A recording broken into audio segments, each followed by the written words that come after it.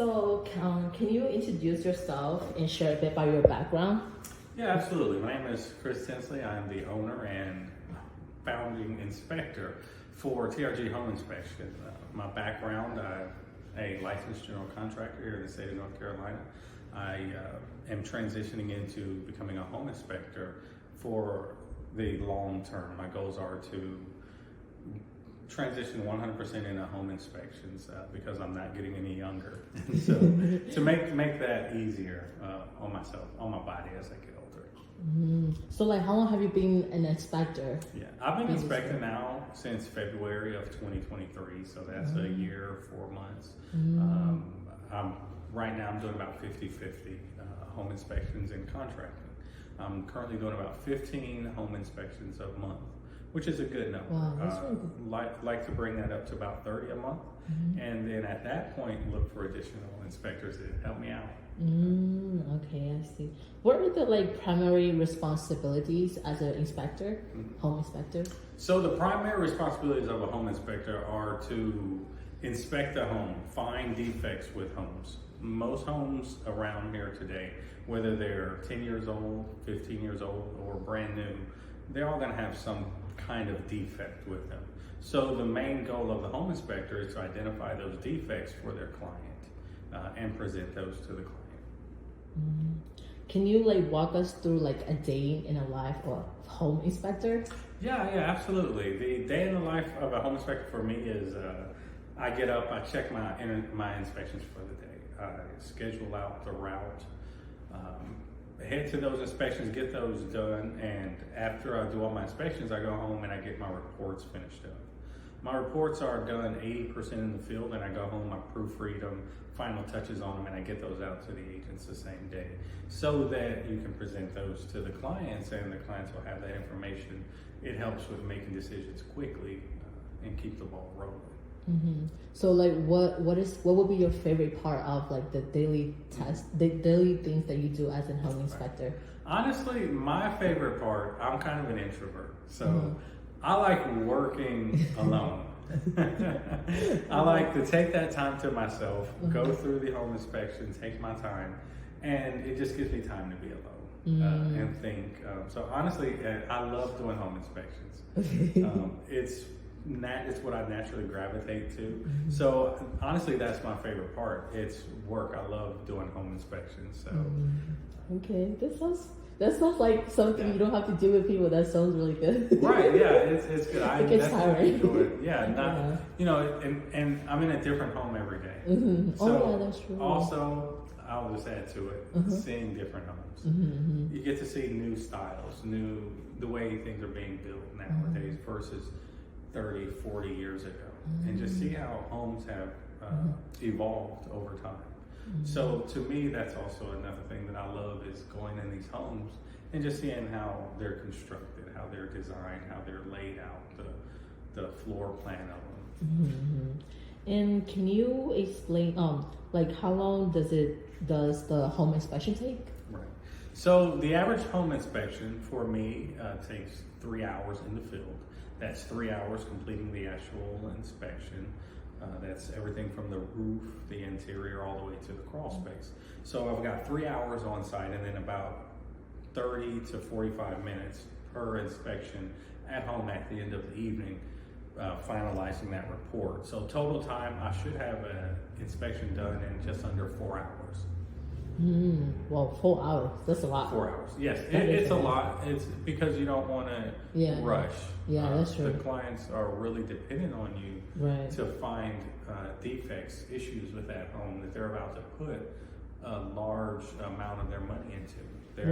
It's the largest investment most people make is their home. And so I take the extra time to make sure that I can finish that.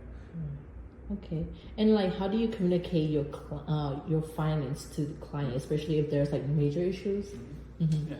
So I have first and foremost, I always welcome my clients to show up at the inspection.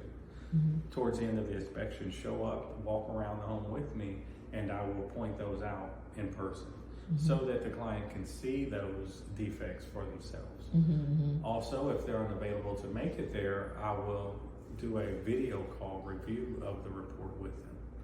answer those questions for them, make sure that the client is comfortable, give them ample opportunity to ask anything they want about the home. It's my goal and one of my missions is to make sure that that client understands what they're buying, what they're getting into, and any defects wrong with that home. Do you have like any memorable throughout this career? I do. There was sellers will tell you anything, right? So I was in the attic. Well, before I got to the attic, there was a water stain on the roof, and they're telling the buying agent and the buyer that no, that's been fixed. It's an old leak. We've had it fixed. Lo and behold, I get into the attic because the only attic access in the home, they had shoved a bunch of things into the closet, maybe thinking that I wouldn't go up there, and I was able to get up there, and so I made my way up there, and the hole was so small. But when I get up there, there's literally a plastic pan in the attic, half full of water, collecting rainwater that was leaking through. So it's not the best, most honest situation at times, but I don't take a seller's or a listing agent's word for things. It's my job to verify it for myself. And so that's why once I saw that, I saw the things in the attic or in the closet kind of blocking the access, there was no way that I wasn't getting up there. And so I showed them a picture of that, and at that point they no longer could deny that it was a leak. Wow, they're trying to hide it. Absolutely. Okay, wow. Okay, and then also, how has the home inspection industry changed like over the years? So I haven't been an inspector long, but I do know that it's changing. Technology. Anything that we can use to offer a better service to our clients, if we're implementing in our home inspections. Most home inspectors nowadays use drones, for example, to get a thorough roof inspection. Roofs that are too steep to walk on or too steep to walk on safely. Most home inspectors are gonna pass on that. They're gonna disclaim it as too steep to walk on. But now we've got drones with excellent cameras on them. They're almost just as good as the cameras on our phones. They've got zoom, they've got high pixel counts, and these drones will fly up within a foot of the wall. So there's almost no area of a roof that's off limits to a drone with a camera that can zoom in. And so that's where I do see things going. So like now that you're like your own business, right? So Correct. you buy all of these by yourself, right? I do. Everything is a cost for me. Okay. All the technology, every tool, every item I have is a cost for me. But it's an investment. It pays for itself. It's needed because as an inspector, I want to give the best service to my clients. And so of course, I do use drones as well. So, and also, what advice like would you give to someone considering who's trying to become a home inspector? Right. For anyone considering becoming a home inspector, I would absolutely suggest that you, one, do your homework. It's not as easy as it looks. You got to be willing to go into crawl spaces, go into the places of the homes that not very many people want to go. After the crawl space, it's the attic. In the summer, the attic is easily at 120 degrees in an attic. And so you've got to spend some time in there inspecting it. Crawl spaces where they're very moist, may smell. There's not much room, spider webs everywhere, and you don't know what else is under there with you. You got to be willing to do that. And also become educated. It's a lot more education than one person may think. So just be prepared for the amount of educating that it's going to take. If you're not coming from a field of construction or something that had you around homes previously, it's going to be a lot to absorb. So take the time, don't rush into it. But anyone can become a home inspector. So before becoming a home inspector, you got to do the certification, right? Correct. So how long does it usually take for them to get that certificate? Right. So there are various ways of getting the required education certificates to become a home inspector. There are schools out here that teach it. They are usually about a month long. And after that, you've got to do about 80 hours of field training as well on top of that. Then you've got your state exams. And so it's a lot. After all of that, you pass your exams and you are a licensed home inspector. Oh, so once you become a licensed person, can you just start your own business, or do you have to work under someone else first? You can, as a licensed home inspector, once you're licensed to do home inspections. Oh, okay. You can then do whatever you would like, whether it starts your own home inspection business or work under someone else. The 80 hours that I spoke of previously are the minimum required field hours by the state of North Carolina to become a home inspector. I absolutely recommend and encourage anyone who becomes a new home inspector to not run out there and start their own business and start their own home inspections. There's so much more knowledge that needs to be gained. I mentioned earlier that I was still am an active licensed general contractor in the state of North Carolina. That gave me the comfort and the knowledge to do home inspections. I also went through the training to become a home inspector. So there wasn't much, honestly, that I learned about homes and the way they're built, constructed, how things should be. I learned more how to be an inspector, how to inspect, how to present that information to the client. Okay, I see. And what should potential home buyers look for when they're hiring a home inspector? When hiring a home inspector, I would suggest that clients look for someone who's educated, who has been inspecting or exposed to construction for more than 5 years. There are so many nuances to homes, things that may or may not be what it seems. And so it's really important to have an educated home inspector that can demonstrate his knowledge or her knowledge in those things. And also, how do you handle a situation when a client is disagreeing with your findings? Well, to this date, I haven't had my clients disagree with my findings because it's always great, you found something. However, I have had the agents on the other side of the transaction, the listing agents, disagree with my findings. And I simply tell them, my job is to find defects. Whether it's you believe it to be or not, I present it as a defect. I stand behind my word. I take photos of it, and I always challenge them to go out and find another contractor, home inspector, or someone else to take a second look at it and come back to me and prove that what I'm saying may not be the case. I have not had that happen so far. Okay, all right. And also, where can people learn more about your service and get in touch with you? Yeah. For learning more information about the services I offer, get in touch with me. You just reach out to me on my website. It's trghomeinspection.com. There you'll see all the services listed, costs, breakdown, and also you can email me at chris@trghomeinspection.com. Okay. And also, is there anything else you would like to share about your profession or home inspection? Well, yeah, I would talk about the tools that I use. Oh, yeah, that's good. Yeah, some of the tools that I use. The most important tool of a home inspection is the flashlight.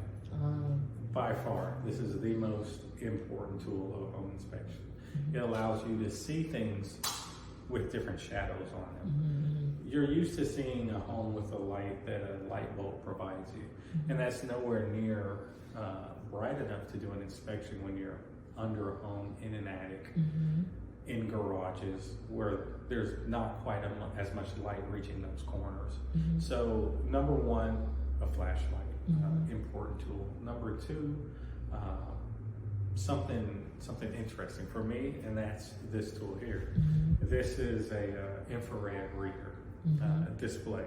It's off right now, but it takes infrared images and it allows you to, it's kind of like having x-ray vision, but not. You can see where hot spots or cold spots are in walls.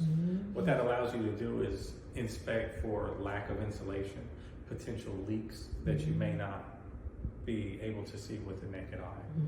It shows very well temperature differentials in walls. And areas where you're not expecting or where there shouldn't be a large differential in temperature, they show up. And so that is very important. Okay.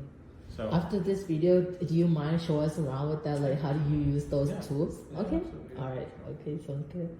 And also, what are the are there like, what are the costs of inspection and what does it like include? Yeah. So the average cost of a home inspection starts at around $385. That's going to be your smaller homes, fairly newer. Those prices do increase as the size of the home increases. Of course, there's more to inspect. I've been in homes where there's 2 kitchens. So Oh, wow. it takes a lot more time. 3-story homes.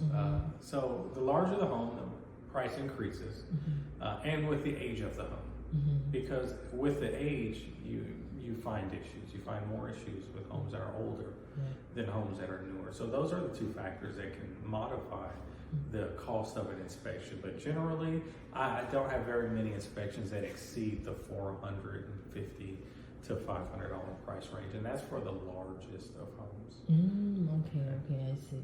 And also, is there like any other additional specialized fees, like rating? Right, absolutely. There are. Every additional service is an addition. The things that I spoke of previously, of just reviewing an inspection using the infrared, those are all included in the home inspection price up front. Things that are extra services such as radon testing, termite inspections, septic inspections, if there's a septic tank on site. Those all add to the residential home inspection fee. So it's not unordinary. I had an inspection where the buyer wanted the home inspection. They had a septic tank, so they needed a septic inspection. They needed a termite inspection. They had a pool, so they needed a pool inspection. Oh, really? And so we ended up, this inspection package of all these inspections ended up over $1,000 just in inspections. But they understood they were requesting a lot of inspections on everything. So. But it's actually helpful at the end, right? Absolutely. I always recommend any homeowner to get, at a minimum, never skip the home inspection, and add on any inspection that you feel comfortable with after that could help you. The home inspection, the cost of it sometimes pays for itself when you have documentation of repairs or things that may need to be repaired. Then you take those to negotiations, and the home inspection almost always pays for itself. Initial inspection, like 3 stages. Could you explain that part? Of the initial inspection? Yeah, like, you know, when we buy a house, initial inspection, and there's also final inspection at the end. Like pre-drywall? Yeah, kind of like when a new build? Oh, yeah. Do you also do that? Yes. Could you explain that part as well for new constructions? Absolutely. So the process for new construction is still mostly the same as for homes that have been built, that have existed. It's just that as an inspector, we have the opportunity to get in a little earlier and look at those homes and check out the way the home is being built for the client. Those are called pre-drywall inspections. So we will go in when the home is just framed out studs, which basically are just 2x4s and sticks. We go in and do an inspection then. That's called a pre-drywall inspection. After that, we can have a final inspection, which is after the home is built and the client is ready to move in. One inspection that we call the warranty or 11th month inspection happens at that 11th month after the client has moved in, but before that builder warranty has expired.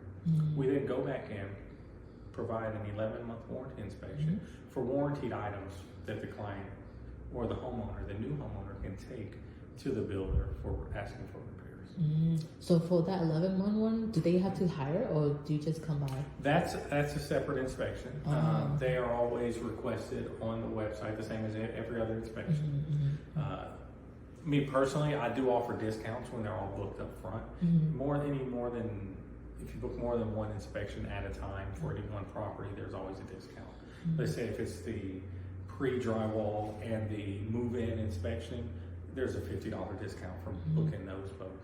If it's just the regular home inspection and I come back and do the 11th month, there's also a $50 off for that. So whenever 2 inspections are scheduled at a time, there's a discount added on top of that.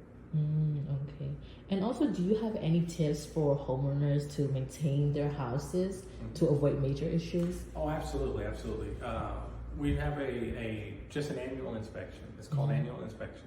We may not perform it annually, but we'll come out whenever the homeowner likes. I usually recommend every 2 to 3 years. Get that inspection. Get a re-inspection of your home.